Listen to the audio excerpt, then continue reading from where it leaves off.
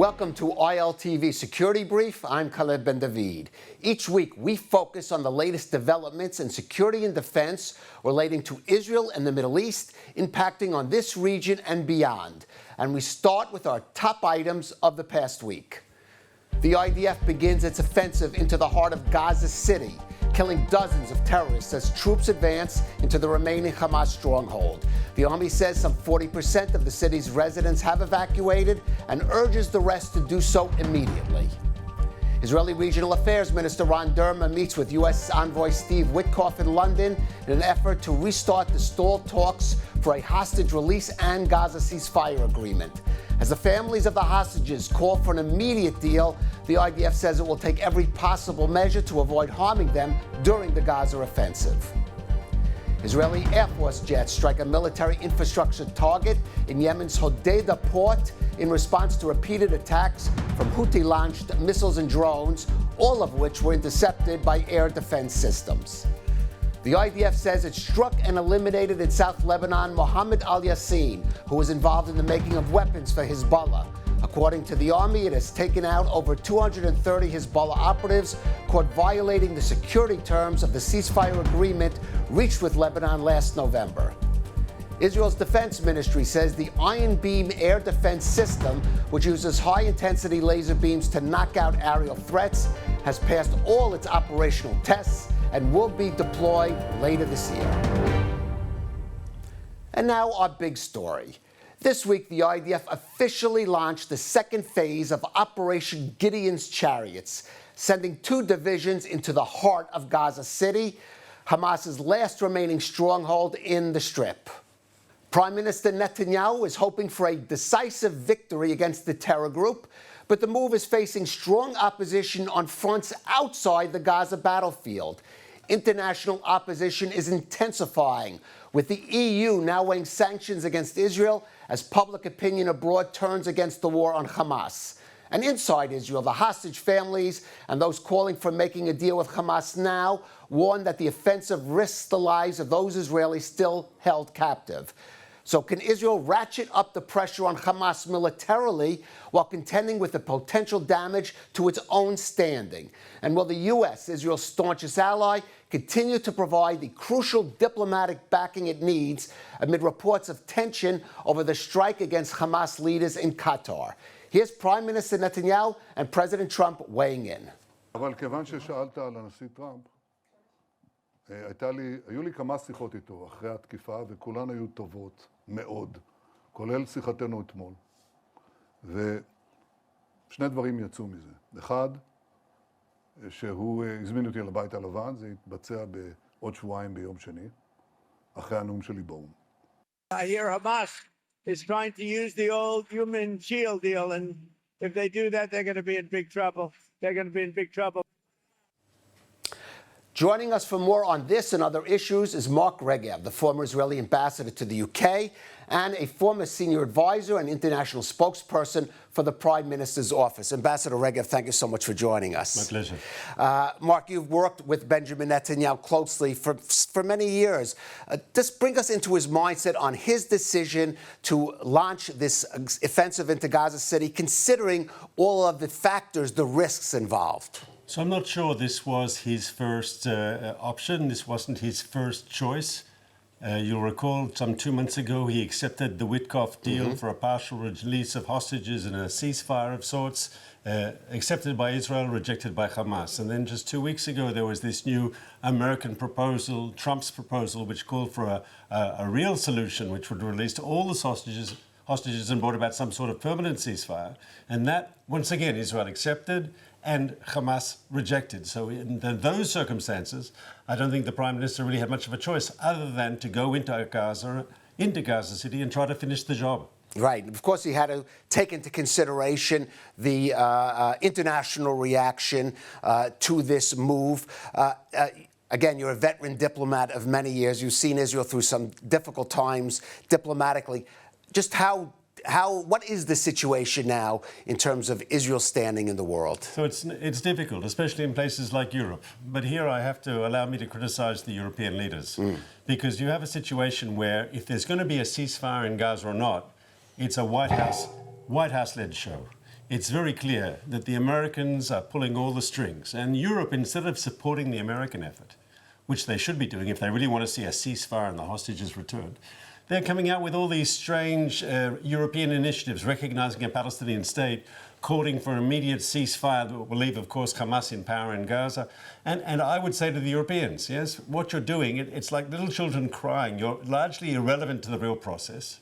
And you're saying, pay attention to us. We're coming up with all these ideas. But these ideas that Europe is proposing are actually undermining the American-led effort to try to achieve a peace deal. Because if Hamas believes that all they have to do is, bite their teeth and hang on, in the end, the international community will force Israel to ceasefire, allowing them to stay in power. Why would they ever compromise and agree to a deal that the White House is putting on the table? Right. And as you say, it is really a U.S. show in terms of determining how far Israel can take this. But let me ask you about that. President Trump has been staunchly supportive of Israel, but as we know, he likes results, and he likes quick results. And how far do you think Israel can go in terms of counting on his support throughout this offensive? So we had a test case just recently with the Israeli attack on Hamas, a Hamas target in Qatar. And apparently the Americans weren't 100% happy. And yet we saw just earlier this week, we saw Secretary of State Rubio in Jerusalem. We saw him moving away from any sort of criticism of Israel. And I think one of the tests of any relationship, whether it's a personal relationship or whether it's a relationship between countries, is how do you deal with the bumps that are inevitably along the road? And it looks like if there was a difference of opinion between Israel and the United States on the Qatar question, it appears we've put that behind us and we're working ahead to try to find a real solution. And yet, though, the U.S. or President Trump has assured, for example, Qatar, that Israel won't launch any more strikes on it. No, there has been no confirmation of that, certainly from the Prime Minister. And Israel in itself has been somewhat ambivalent when it comes to Qatar, dealing with it as a mediator, even while it hosts the Hamas leaders. How should the international community and even the Israeli government approach Qatar moving forward? I think we have to be very serious when we approach Qatar, because Qatar has a fundamental problem. You will recall, we're both old enough to remember that 2-3 weeks after the 9/11 attacks on New York and Washington, the Security Council passed a resolution forbidding countries to host terrorist organizations, to harbor them, to give them sanctuary. And what is Qatar openly doing? They're giving sanctuary to a terrorist organization. And Hamas is not just a terrorist organization according to the Israeli law or American law, but the Europeans themselves. And the Japanese and the Canadians and the Australians and many more have declared Hamas officially a terrorist organization. The Qataris should not be hosting a terrorist organization. In doing so, they are in contravention of a UN Security Council resolution. Right. Mark, I want to ask you, of course, no matter what Israel did, moving forward in Gaza, any military option was going to receive some kind of a criticism. At the same token, there are those who say that Israel's efforts at public diplomacy and making its case to the world is falling short of what it needs to be at this very difficult time. You've been centrally involved in public diplomacy, or hasbara, for many governments, even for a time for this. How do you assess how the government is handling this, how it could improve, and why we're not even seeing some of the most effective spokespeople like yourself not serving the government at this time? Well, I retired from government service a while back, but I would say the following, that the deck is stacked against Israel.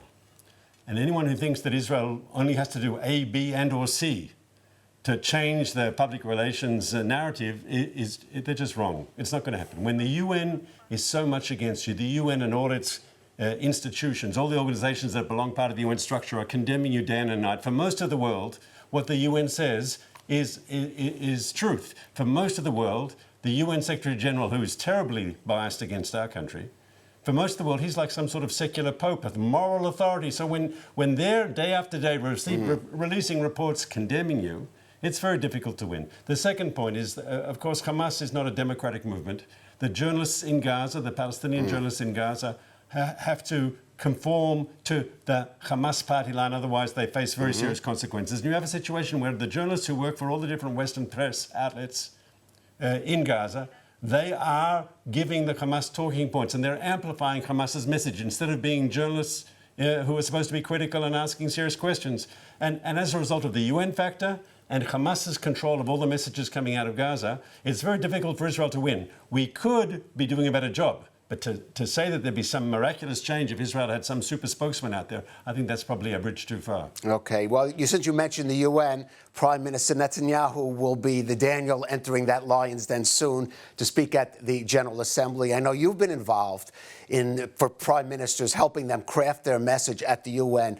What would you be saying? What advice would you be giving now? What should be the Prime Minister's message when he takes that podium at the General Assembly in New York? He doesn't need my advice. But what I think he will do is he's going to point to the international community that what Israel's doing is not just in Israel's interest. It's in the interest of all nations. All nations, not Iran, maybe not Islamist extremists, but all the civilized nations of the world have an interest in Israel winning this. I think it was the German chancellor who said, Israel's doing the dirty work for the world. And that's the truth. If Hamas wins this war, that will not just energize Palestinian extremism, that will energize extremism across the planet. And if Israel wins this war, which I believe we will, that's a defeat for extremism locally, regionally, and well beyond. Right. I want to look at specifically now diplomacy in the region, Mark, because it's very interesting. We have the president of Syria talking about reaching a historic, perhaps landmark security agreement with Israel. There are talks with Lebanon, maybe resolving the border issues. At the same time, we have some of the Abraham Accord nations, such as the UAE, warning of possible rifts if the Gaza offensive continues. How do you assess where Israel is among its standing now among its Arab neighbors in the region? With all the pain that Israel's gone through in the last 2 years, all the bloodshed, all the bad things that have happened, from Israelis getting killed to the terrible situation Israel faces today in Europe and so forth. If you ask the following question, is Israel better off today than it was on the 6th of October 2023? We are better off. The changes in Lebanon, the changes in Syria, the war against Iran, the changes in the region. I have no doubt that the geostrategic situation of Israel today is better than it was when this war started, than before this war started. Well, again, let's look at Iran specifically, because, again, here is maybe one area where Israel is on the same page, certainly as the U.S. We even see some of the European nations starting to come around, potentially, to the idea of reinforcing tougher sanctions against Iran. Is there enough diplomatic momentum to perhaps avoid yet another full-scale conflict with Iran? It all depends on the Iranian leadership. I mean, I think I'm paraphrasing the President of the United States. The Iranians have a peaceful option. They can dismantle their military nuclear program. They can agree not to enrich uranium any longer. They can agree to limit their ballistic missiles. And if they do that, the door's open for all sorts of things. Unfortunately, if they stick by past behavior and say no, no, and no, so unfortunately, there will be no choice, unfortunately, for further military action against Iran. I think that's the reality. We don't want it. We'd much prefer if they took the road of diplomacy. But if they're just dragging out time to rebuild their nuclear program, I think inevitably there will have to be another Israeli strike on Iran. Right. Now, of course, along with relations on the diplomatic level, Mark, you've been very involved with Jewish communities abroad. You were the ambassador to UK. You come from a Jewish community abroad, Australia, as I do. I just want to get your assessment on the situation of those communities in the diaspora going forward. Is there more that Israel could be doing to help them? How do you assess their situation? So it's a very, very difficult situation for Jews across the world. There's been this upsurge of anti-Semitism, and not just things online in social media, but in actually, in Australia, where I was born, there were fire bombings of synagogues and other terrible... Has it ever been this bad for the Jews of Australia, for the community you came from? It's never been so bad. And in Britain, they're going through a difficult time too. In Britain, what is the big dilemma for British Jews? On one hand, you've got these people who are, marching with Palestinian flags, saying from the river to the sea, Palestine will be free. A very anti-Semitic, anti-Israel message. On the other hand, you've got demonstrations of people who are on the right, and unfortunately, part of those demonstrations, there are people who are on the very far anti-Semitic right, yes, with National Front, we're old enough to remember, sort of influence and so forth. So it's a difficult time for diaspora Jews. I think this is a time for diaspora Jews and Israeli Jews to get together and stand together more than we ever have done in the past. All right. Well, perhaps, hopefully, that will be the case. Ambassador Regev, I'm going to ask you to stay with us because I do now want to focus on, let's say, one specific aspect of some of the situations we were discussing here, and that relates to Israel's defense industry. Now, Prime Minister Netanyahu warned this week that Israel must become more self-reliant in the coming years, must be, in his words, a super Sparta, especially when it comes to the production of the means for Israel to defend itself. This as more countries threaten bans on the sale to and the purchase of arms from Israel. Now, ironically, this comes after the defense industry here sold a record-breaking $14.8 billion in arms internationally just in the last year. ILTV senior editor Mayan Hoffman reports on one of those innovations that have made Israeli defense technology such an invaluable product both here and abroad. Welcome to Israel Weapons Industries, one of the world's most sophisticated weapons companies in the world, sitting here in the southern part of Israel. Today we're going to learn about the Arbel anti-drone system, a system to shoot down drones more effectively, but most importantly, faster. Let's take a look. Israel Weapon Industries, or IWI, has long been the home of legendary firearms, such as the Uzi, the Galil, and the Regev. But today, the spotlight is on something entirely new, the Arbel anti-drone system. The system is deceptively simple.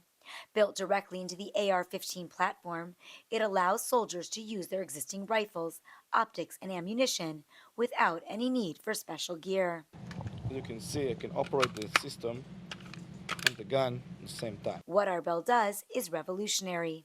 An electronic trigger and internal computer take over after the first shot, firing only when the shooter is stable on target. I'm going to show you first the Arbel mode.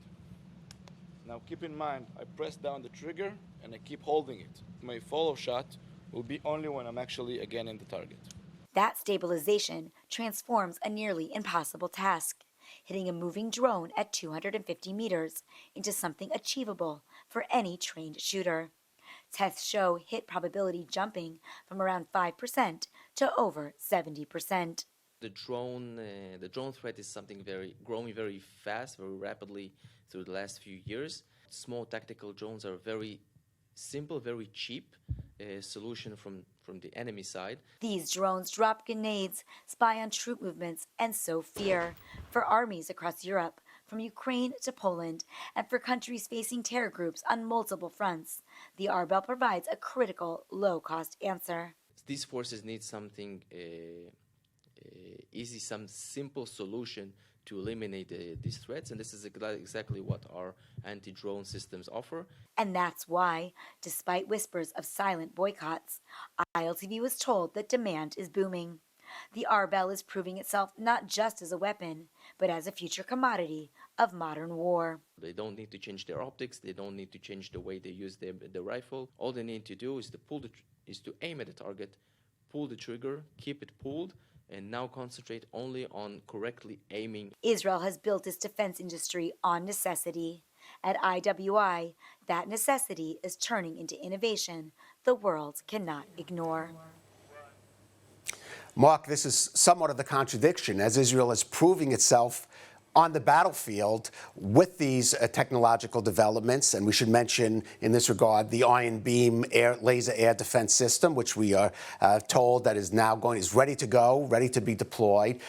It has made all these products more attractive. At the same time, there are serious threats against Israel, Israeli defense companies being banned from, for example, defense shows. And at the end of the day, Israel doesn't, as capable as it is, it can't produce fighter jets or submarines. It doesn't have that kind of scale. So how do you assess the potential impact of these developments on, for example, Israel's basic ability to defend itself in the future? So I think we're going to go from strength to strength. Israeli technology is renowned globally, and our defense technology is specifically regarded in a positive light. And Israel creates systems that not only defend the Jewish people, but can defend others as well.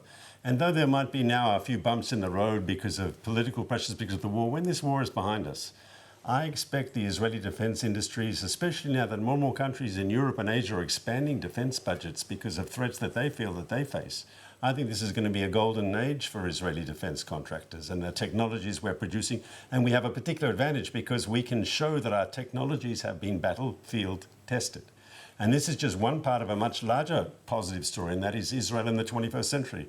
With our technology, with our innovation, with our globalized economy, we are perfectly positioned to be one of the most successful countries in the 21st century.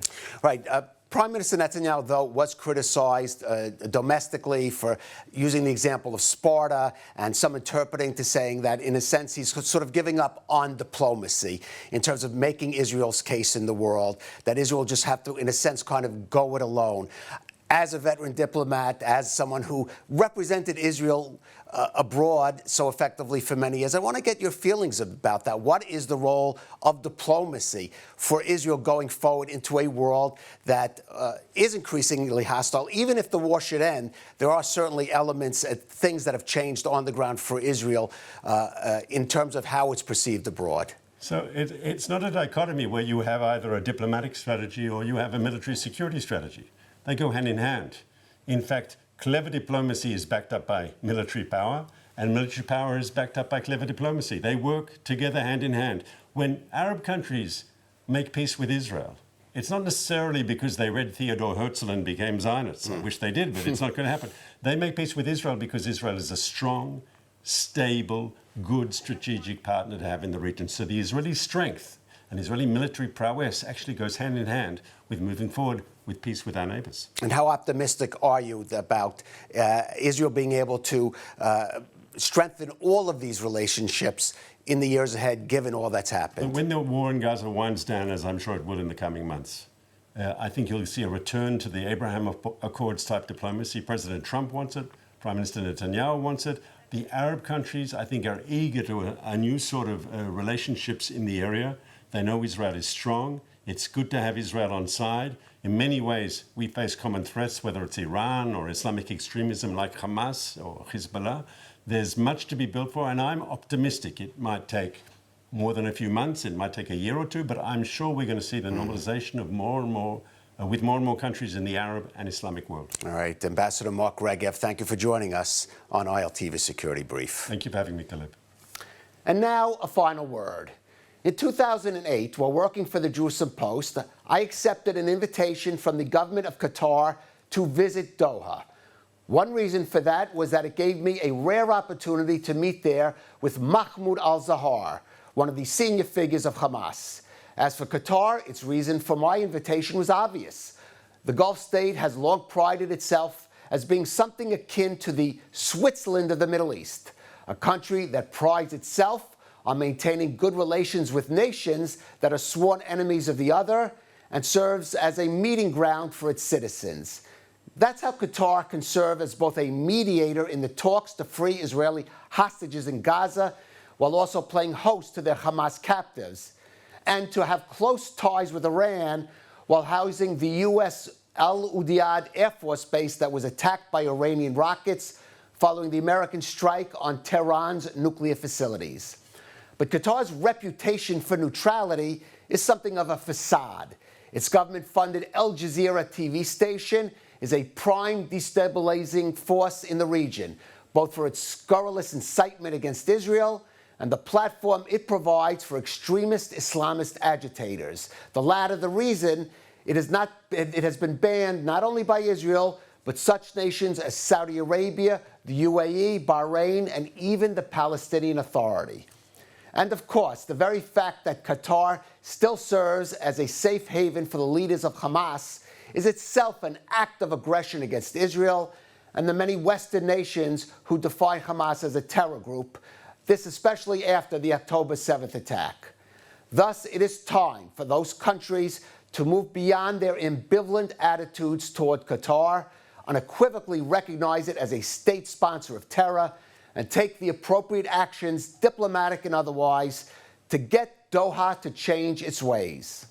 This includes Israel, which even as it launches a strike against Hamas leaders in Qatar, still allows officials who served as paid lobbyists for the country to have access to the highest levels of government here. But the key player in this regard is the United States, perhaps the only country with sufficient leverage to pressure Qatar to expel the Hamas leadership, end Al Jazeera's incitement, and limit its cooperation with Iran. In this regard, one hopes that Secretary of State Marco Rubio had tougher words for Qatar's leadership than the public praise he showered on it during his visit there this week. And if Doha continues to maintain its current stance, the U.S. should give serious thought to relocating its Air Force base to a more appropriate site in the Gulf, perhaps to the UAE or to Bahrain, which already plays host to the American Navy's Fifth Fleet. It's well past due for the West and its allies here to finally stop playing along with Qatar's double game. As for its rulers in Doha, they should also be made to realize that their dream of playing Switzerland in the Middle East is ultimately untenable in a region with a climate as hot as this one in every sense of the word. Thank you for joining us on ILTV Security Brief.